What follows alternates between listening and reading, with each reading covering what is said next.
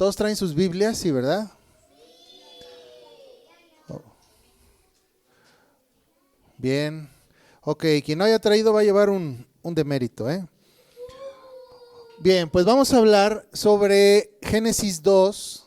Ve buscando ahí en tu Biblia, Génesis 2, versículos 16 y 17. Génesis 2, versículos 16 al 17. Muy bien. Y el tema de hoy es 3 juicios fallidos en la caída. ¿Y a qué me voy a enfocar esta mañana? Pon mucha atención.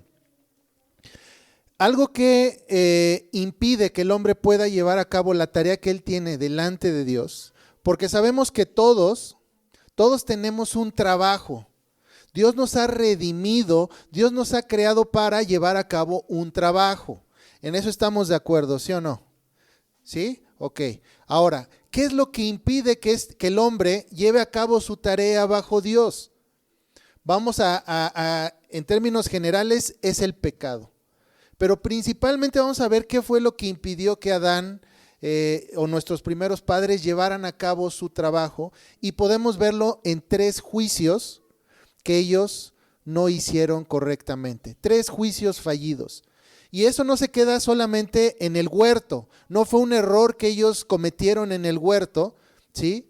No fue un error que se quedó allá, sino que seguimos cometiendo, y obviamente sigue impidiéndonos llevar a cabo nuestra tarea bajo Dios. Y vamos a meditar un poquito en esto, así que pon mucha atención. Génesis 2, 16 y 17, velo siguiendo ahí en tu Biblia, dice: y mandó Jehová Dios al hombre diciendo: de todo árbol del huerto podrás comer, mas del árbol de la ciencia del bien y del mal no comerás, porque el día que de él comieres, ciertamente morirás. Vamos a orar. Padre, te damos gracias por tu palabra, y gracias, Señor, porque en ella encontramos el camino que debemos andar. Y también, Señor, encontramos pues los errores que cometieron aquellos que fueron antes de nosotros, y que están ahí, Señor, grabados para que nosotros no los cometamos, Señor, sino para que aprendamos y podamos agradarte en nuestra manera de vivir. En el nombre de Jesús oramos. Amén. Muy bien.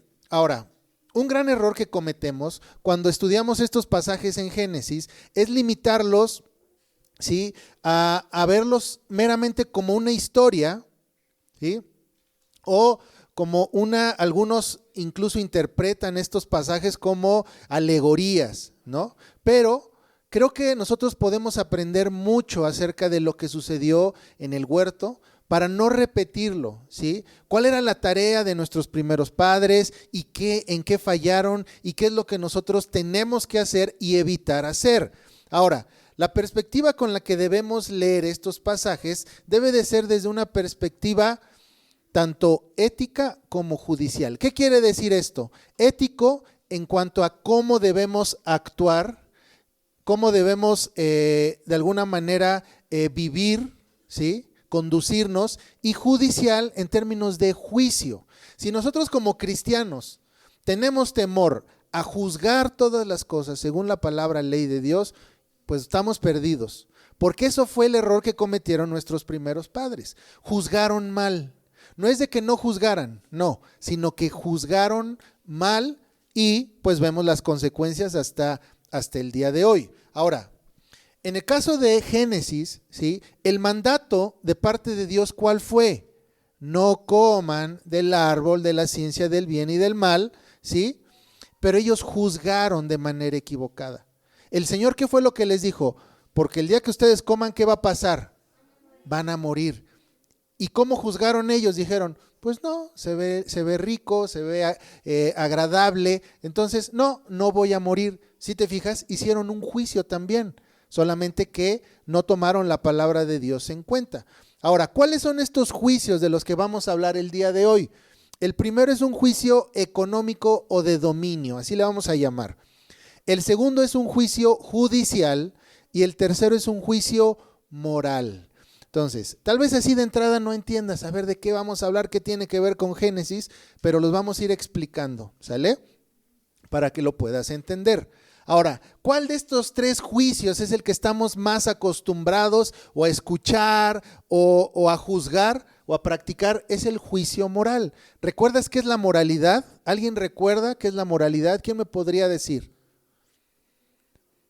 ¿Qué tiene que ver? La moralidad habla acerca de qué. O cuando hablamos de moralidad nos referimos a qué. A ver. ¿Valores? Más o menos.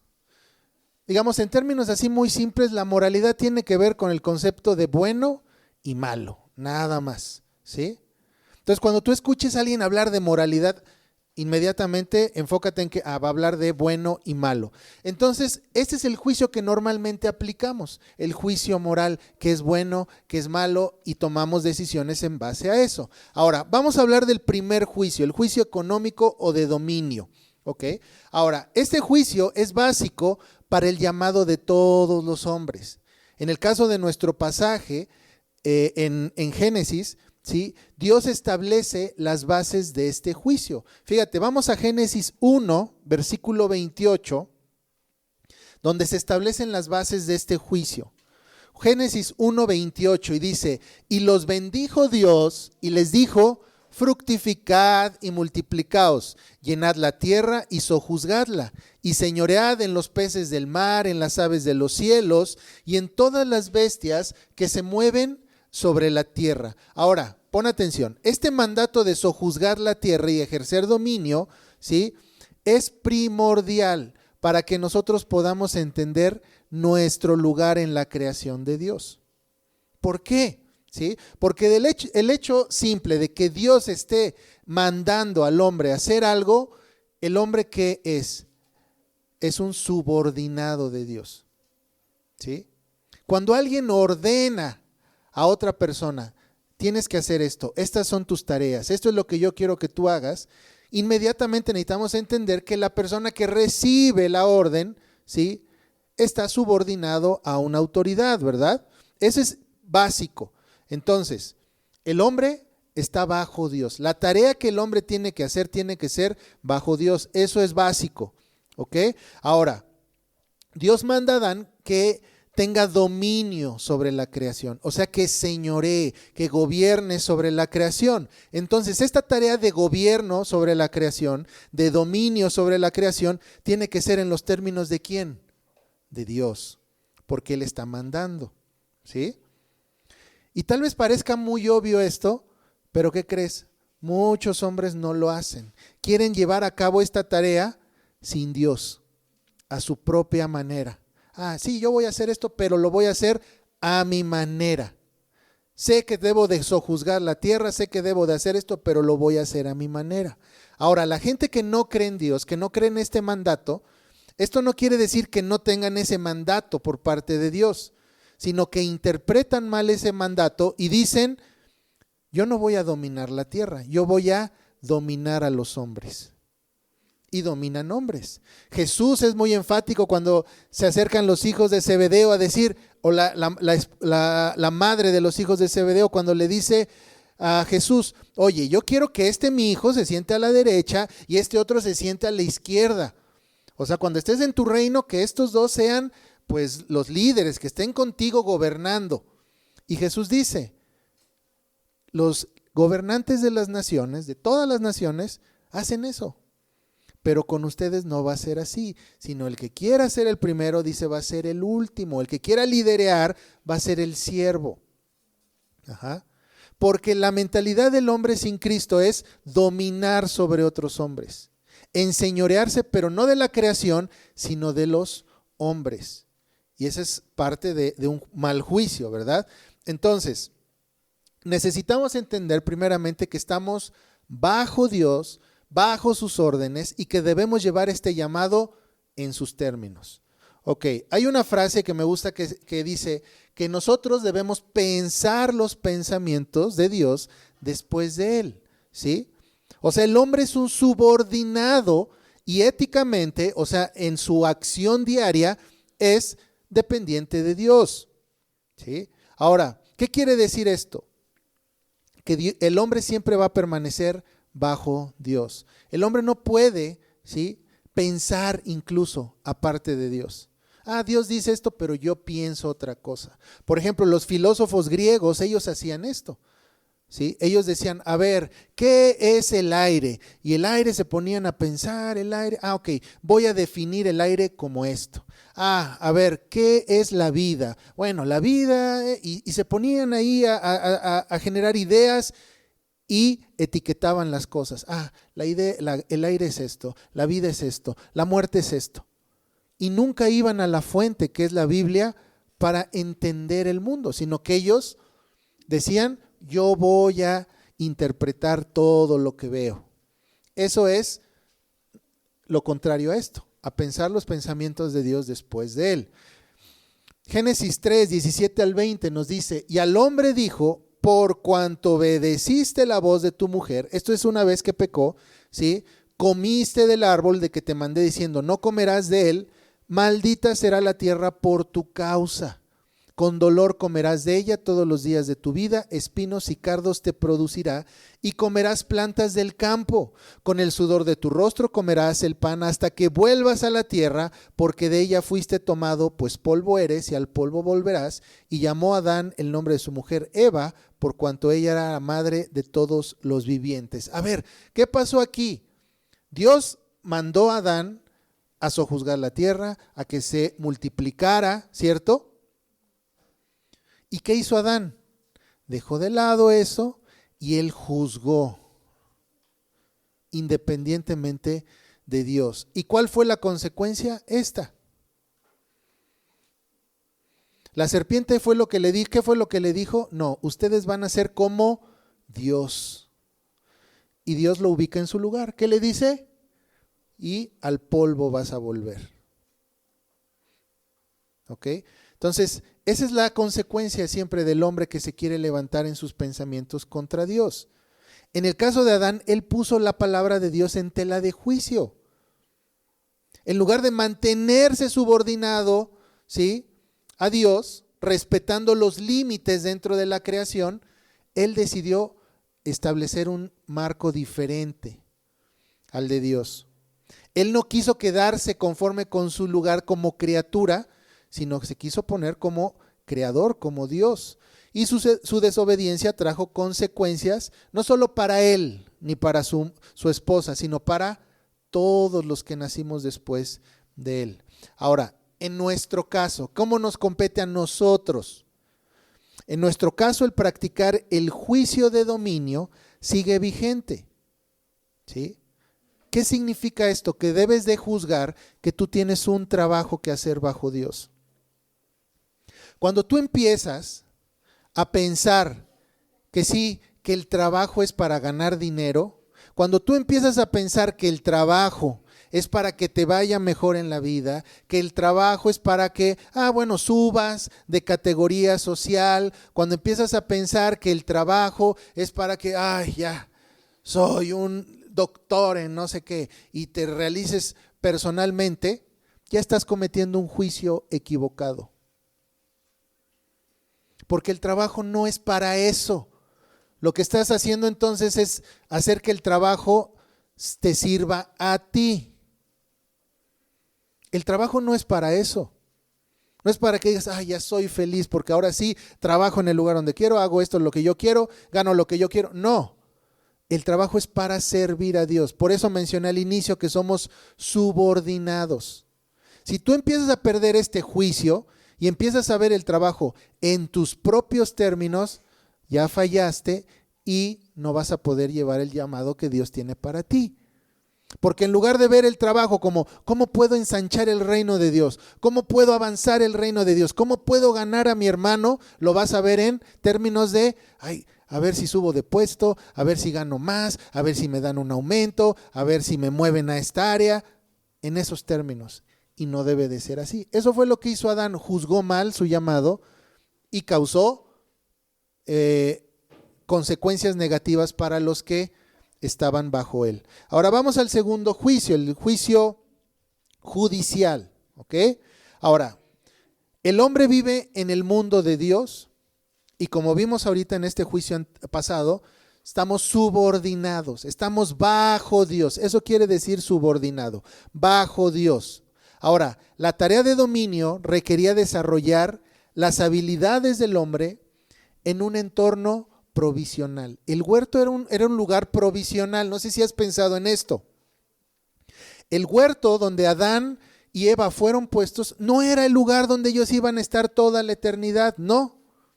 Era un lugar provisional, era, digamos, por así decirlo, el laboratorio, el taller, donde ellos iban a empezar a practicar, ellos tenían que ejercitar el dominio, la madurez, para que después esas bendiciones que ellos pusieran en práctica en este pequeño huerto, las extendieran. Imagina que tu casa es un huerto.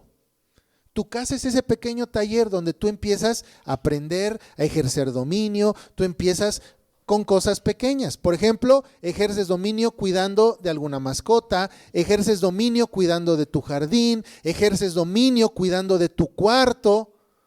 Y aquí, a ver, algunos piensen, ¿cómo está su cuarto? ¿Están ejerciendo dominio sobre su cuarto? ¿O el cuarto los está dominando? Piensen. No, ¿verdad?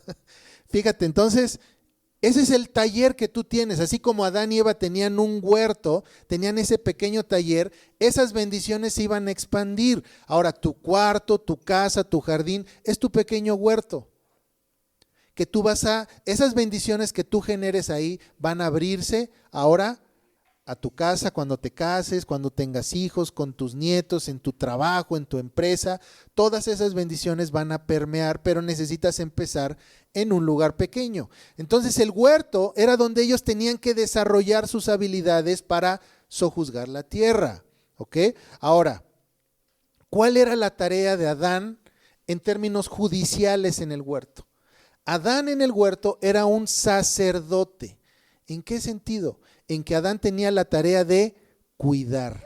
Una de las tareas de los sacerdotes en el Antiguo Testamento no solamente era llevar a cabo ahí toda la liturgia, ¿sí?, del templo, del tabernáculo, sino era proteger, era ser guardianes. ¿Ok? ¿De quién tenía que proteger el huerto Adán? A ver, piénsale. Adán como sacerdote tenía que proteger el huerto. ¿De quién crees que tenía que proteger el huerto? ¿De quién? No. A los animales los tenía que gobernar, tenía que sojuzgar, clasificarlos, pero no. Si estás protegiendo algo, es de algún enemigo. ¿De quién? De la serpiente. Ajá. Una vez que la serpiente, el enemigo de Dios, puso en duda lo que él había dicho, ¿qué es la tarea de Adán? ¿Cuál debió haber sido la tarea de Adán? Juzgar y proteger el huerto. ¿Hizo esa tarea Adán? No.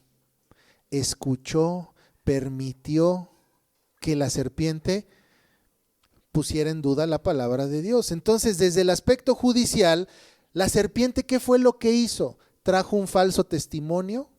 Ajá. Y como en la ley de Dios, todo testimonio, todo juicio se requieren de 2 testigos, ¿quién crees que fueron esos 2 testigos? Adán y Eva.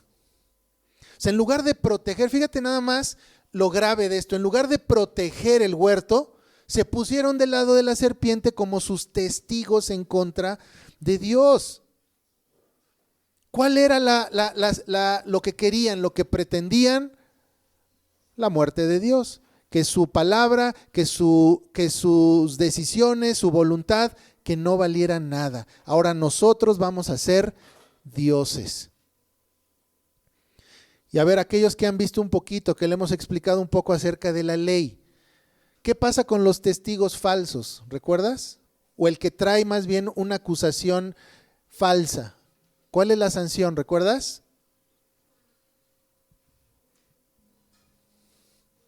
Según la ley de Dios. ¿Qué pasa cuando alguien viene y levanta un testimonio falso o alguien viene y acusa falsamente a una persona? ¿Qué sucede en la ley? ¿Cuál es la sanción? ¿Se acuerdan?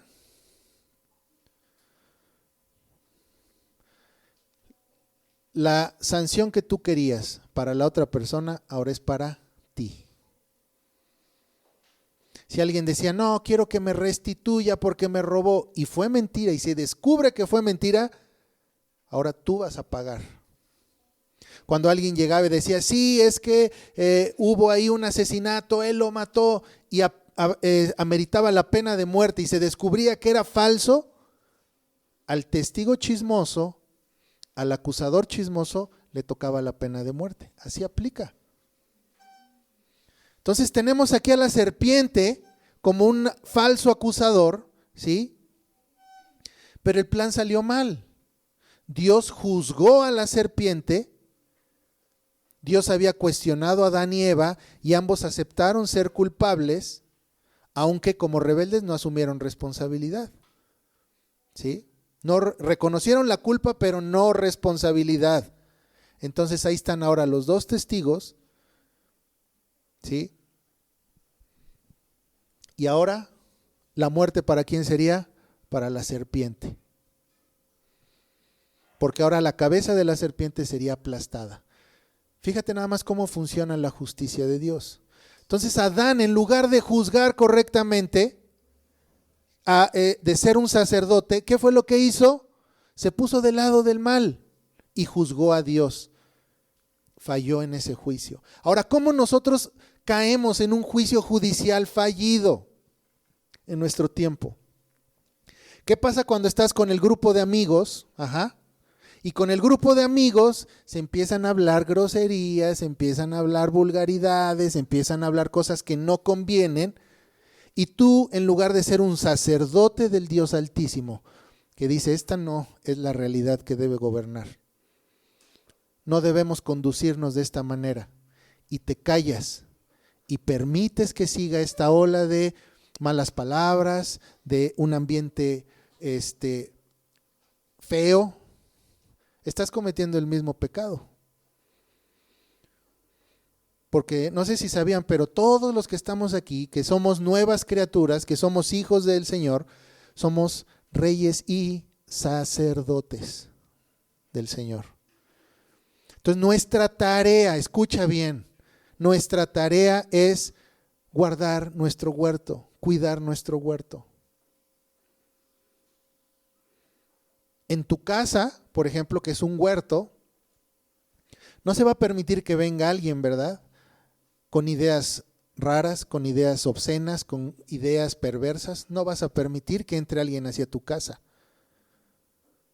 Vas a proteger y cuidar tu casa. Nuestro Learning Center es un huerto también. ¿Qué pasa cuando vienen a hablar así mal y dicen cosas que no y cosas perversas y groserías y no hacemos nada? ¿Qué pasa? No estamos haciendo nuestra labor como sacerdotes. Estamos permitiendo que el mal empiece a gobernar y que empiece a permear en todas las áreas. Y Dios nos va a juzgar. Adán no protegió a su esposa. Muchos piensan que Adán no estaba cerca de Eva, que él andaba por allá nombrando a los animales y que a Eva la engañaron solita.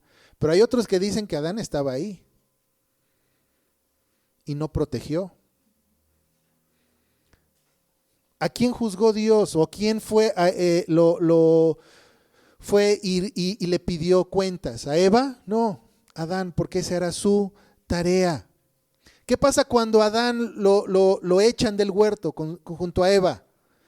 Dice la palabra que el Señor puso 2 querubines, ¿verdad? A dar vueltas, con espadas ardiendo. Esa tarea era la de Adán. Esa era la tarea que Adán tenía que hacer, cuidar y proteger el huerto de los enemigos. Tristemente Adán ahora era un enemigo y no podía entrar. Entonces, cuidado, tenemos que ser muy cuidadosos con esto. Fíjate lo que nos dice 2 Corintios 10, 4 al 6. Dice, porque las armas de nuestra milicia no son carnales, sino poderosas en Dios para la destrucción de fortalezas, derribando argumentos y toda altivez que se levanta contra el conocimiento de Dios y llevando cautivo todo pensamiento a la obediencia a Cristo y estando prontos, ¿para qué? para castigar toda desobediencia. Este mandato no solamente es para pastores, este mandato no solamente es para los padres, este mandato es para todo creyente. Entonces tú, aunque estés pequeño, tienes la autoridad de parte de Dios para castigar toda desobediencia y para llevar cautivo todo pensamiento que se levante en contra de Cristo. Y grábatelo, esa es tu tarea como sacerdote. Todos estamos siempre puestos a prueba en el sentido que debemos emitir juicios, según la ley de Dios. Debemos ser cuidadores de la creación. Necesitamos hacernos expertos en la palabra ley de Dios para poder juzgar todo pensamiento. ¿Y de qué pensamiento habla? ¿Del pensamiento de mi prójimo? No, de mis propios pensamientos primeramente. Ese es tu primer campo de batalla, tu mente. Tu mente es ese primer huerto que tienes que empezar a labrar y a cuidar y a embellecer. Porque de ahí dice la palabra, de ahí mana la vida. Ese es el primer huerto. Si tu huerto que está aquí adentro no lo empiezas a embellecer, le empiezas a meter basura, le empiezas a meter cosas que no convienen, entran ideas y tú permites que habiten ahí, no eres firme como un buen sacerdote, tu vida va a ser un reflejo de eso.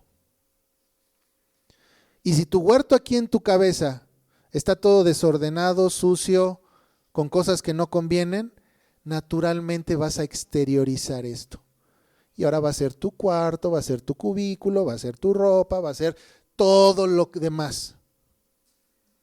¿Sí? Entonces necesitamos empezar a ser buenos sacerdotes, ¿dónde? En nuestra mente, cuidando, juzgando y como dice acá, llevando cautivo. Esta palabra cautivo es una palabra que tiene una connotación militar. Imagínate que tú eres como un militar, que esas ideas que van y se levantan en contra de Cristo, tú las llevas así con un fusil. A ver, métete, órale, obedece a Cristo. Así tienes que ser y comportarte. Y dice, siempre tienes que estar pronto para castigar toda desobediencia. No la desobediencia de tu hermano, no la desobediencia, sino tu propia desobediencia. ¿Sí?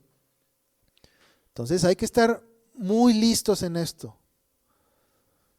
Somos sacerdotes y hay que cuidar nuestro huerto. Adán falló y ¿qué sucedió? Se le quitó esa tarea y se le dio a alguien más. Y por último, el juicio moral que les mencioné es el que más practicamos, ¿sí? Ahora, este se basa en, como les mencioné, entre lo bueno y lo malo, lo justo y lo injusto. Ahora, todo juicio es inevitable. Cuando alguien te dice, ay, pero no me juzgues, ya te está juzgando. Entonces es inevitable, todos juzgamos. La cosa es juzgar justamente, como nos manda la palabra de Dios. Ahora, ¿qué es lo que pasa con estos juicios morales? ¿Cuál es el error? Que muchas veces dejamos la palabra de Dios como el estándar de juicio y empezamos a juzgar según lo que yo siento, lo que yo pienso. ¿Les ha pasado esto? Ay, es que no me habló, es que me alzó el tono de voz y ya me sentí, ya me ofendí. ¿Estás juzgando correctamente? No. Estás juzgando según tu criterio, tu corazón. Y seguramente te ha pasado, ¿no? Que alguien te dice, pues no, él siempre habla así. A mí me lo dicen mucho porque piensan que les estoy gritando y no les estoy gritando. ¿Sí? Entonces no debemos juzgar en base a lo que sentimos, percibimos, porque cada quien tiene una percepción diferente y no es un buen estándar de juicio. ¿Sí? Imagínate, tú te comerías algo, por eso en las recetas de cocina hay ciertos estándares. Por ejemplo, has visto en las recetas de cocina que te dicen, a ver, ¿quieres cocinar un pavo? Ah, bueno, lo vas a meter por cada kilo, 1 o 2 horas a 180 grados en el horno. Imagínate que fuera subjetivo esto, que pudiéramos juzgar eso en base a lo que cada quien dice. Ah, pues uno te va a decir, no, mételo 10 minutos. Otro te va a decir, no, yo creo, como pues lo veo así medio con color ya medio amarilloso, yo te digo que lo metas pues 4 horas. Otro te va a decir, no, 8. ¿Alguien se comería algo así, con recetas así que varían? No, por eso hay un estándar. Y la ley de Dios sirve como ese estándar para juzgar. ¿Sí? Ahora, necesitamos juzgar correctamente. Fíjate lo que hizo Eva. Dice, y vio la mujer que el árbol era bueno para comer. ¿Qué es lo que Dios había dicho? No comas, porque el día que tú comas te vas a morir. Eso fue, ese es el estándar. ¿Y qué dijo la mujer? Pues se ve bueno para comer. Qué agradables a los ojos. Y el árbol dice codiciable para alcanzar sabiduría. Tomó de su fruto, comió y dio también al marido. Fíjate nada más cómo juzgó equivocadamente. Dios le dijo, no comas porque te vas a morir. E implícitamente dijo, no lo comas porque es mío y no quiero que lo comas. Punto. ¿Y cómo juzgó? Dijo, pues se ve bueno, se ve agradable, se ve codiciable, quiero ser sabio. Y no solamente eso, sino dijo, es bueno para mi esposo también. Fíjate nada más cómo fue un juicio equivocado tras otro. Y todo esto se basó en ¿qué? ¿En la ley de Dios? No, se basó en su intuición, ¿sí? Para hacer las cosas. Y esto pasa mucho con los jóvenes. Ella quiso ser sabia. ¿Tú piensas que Dios no quería que ellos fueran sabios y maduros? No, claro que sí quería que fueran sabios y maduros, pero la madurez se va obteniendo ¿cómo? Con la experiencia, día a día, así vas obteniendo madurez. Lo que ella quería hacer era ¿qué? Brincarse el trabajo y decir, quiero ser sabia ya. Y eso pasa con los jóvenes. ¿Qué pasa cuando tú les dices, no, a ver, vamos a hacer las cosas bien, vamos a hacer esto, a ver, necesitas cumplir con esto, este es el procedimiento. Ay, no, ¿por qué? Y si ya puedo llegar, mira, ya lo puedo hacer así rápido. ¿Sí? Y eso pasa mucho aquí. No es de que te queramos alentar, no es de que te queramos poner tropiezo, sino que en ese proceso de A a B, hay muchas cosas que debes aprender.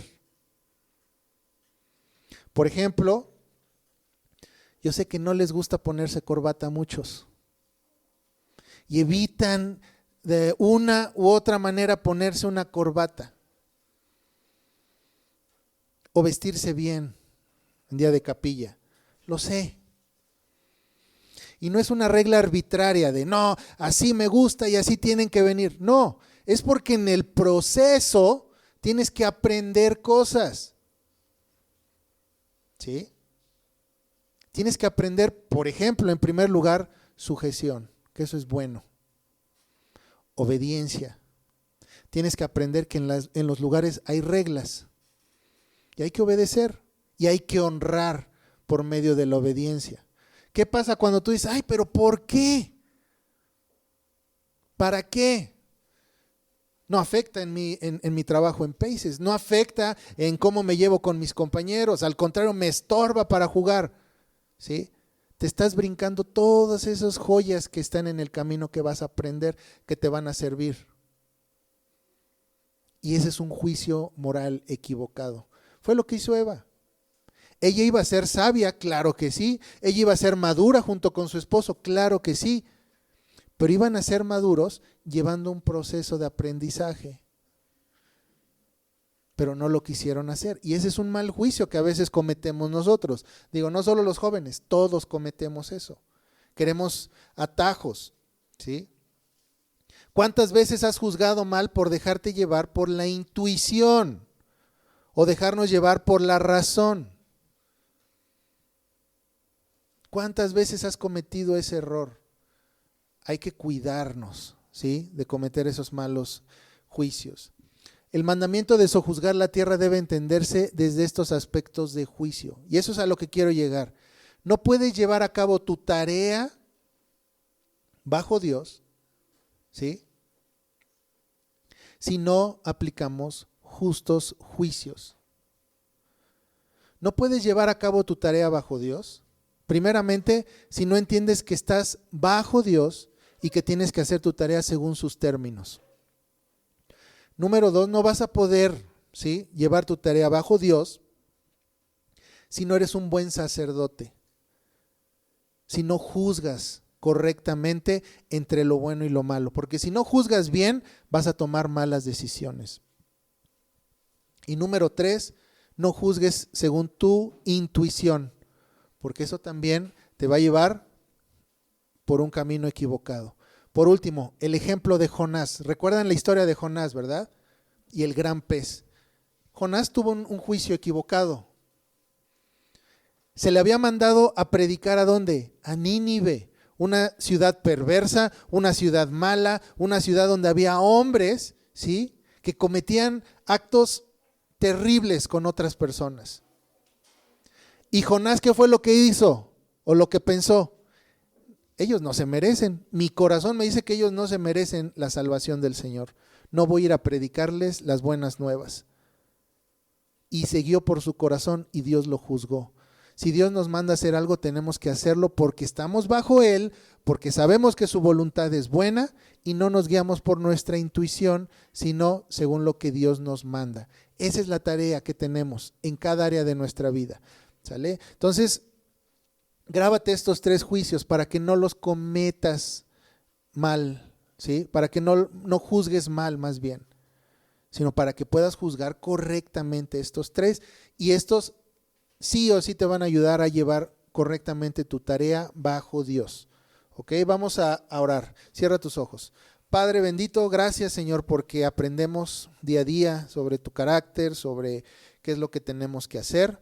Ayúdanos, Señor, a deleitarnos en tu palabra, en tu ley, Señor, para que podamos juzgar correctamente, para que podamos llevar nuestra tarea como reyes, sacerdotes y profetas, Señor, en tus términos, Señor. Ayúdanos, Padre, a que podamos dejar de lado, a llevar cautivo también todo pensamiento a la obediencia a Cristo y que seamos prontos para castigar la desobediencia, Señor. Primeramente en nuestras vidas, primeramente en nuestra mente, y Señor, después poder ayudar a otros. Padre, te pedimos que hagas a un lado, Señor, y que muramos más, Señor, a nuestro ego, a nuestro orgullo, y que podamos entender nuestra posición en la creación como criaturas, Señor, no como dioses. En el nombre de Jesús, amén.